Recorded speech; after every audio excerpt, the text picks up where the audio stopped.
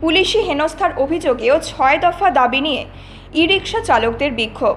বৃহস্পতিবার কোচবিহার দেবীবাড়িতে জমায়েত হয়ে পরবর্তীতে কোচবিহার সদর মহকুমা শাসকের কাছে স্মারকলিপি জমা দেন সারা বাংলা ই-রিকশা চালক ইউনিয়নের সদস্যরা।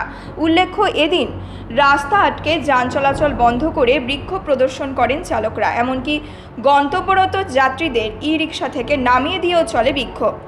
এদিন এই বিক্ষোভ নিয়ে ই-রিকশা টোটো চালক ইউনিয়নের জেলা সম্পাদক পূর্ণচন্দ্র মণ্ডল জানান, ই-রিকশা সংক্রান্ত আইন কানুন সম্পর্কে অবগত নন পুলিশ প্রশাসন। চালকদের জাতীয় সড়ক পথে প্রবেশের নিষেধাজ্ঞা রয়েছে। বিভিন্ন স্থানে পুলিশি অত্যাচারের শিকার হতে হচ্ছে তাদের। এ ধরনের নিরাপত্তাহীনতা বন্ধের দাবিতেই এই বিক্ষোভ। অতি দ্রুত ই-রিকশা চালকদের সমস্ত রকম দাবি না মেনে নিলে বৃহত্তর আন্দোলনে নামার হুঁশিয়ারি দিলেন তিনি। আমাদের আজকের এই মিছিল আমরা করব এই কারণে যে টোটো চালকদের উপরে সরকারি যে জুলুমবাজি, সরকারি যে প্রশাসনিক যে জুলুমবাজি, এই জুলুমবাজি কোনো টোটো ইউনিয়নকে না জানিয়া, জনসাধারণকে না জানিয়া ওরা এমন এক জুলুমবাজি শুরু করছে। হাই রোড অবধি ক্রস করতে দিচ্ছে না। হাই রোডে চলা শুধু বড় কথা না, হাই রোড ক্রস করতে দিচ্ছে না। তা বাদে যখন তখন যেখানে নো এন্ট্রি করছে, পাবলিকও জানছে না, টোটো চালকও জানছে না।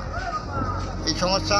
আবার সমস্যা হচ্ছে, দীর্ঘদিন থেকে আমরা বিভিন্ন অফিসে কাগজপত্র জমা দিয়েছি, আমরা লাইসেন্স নাম্বার প্লেট পাচ্ছি না।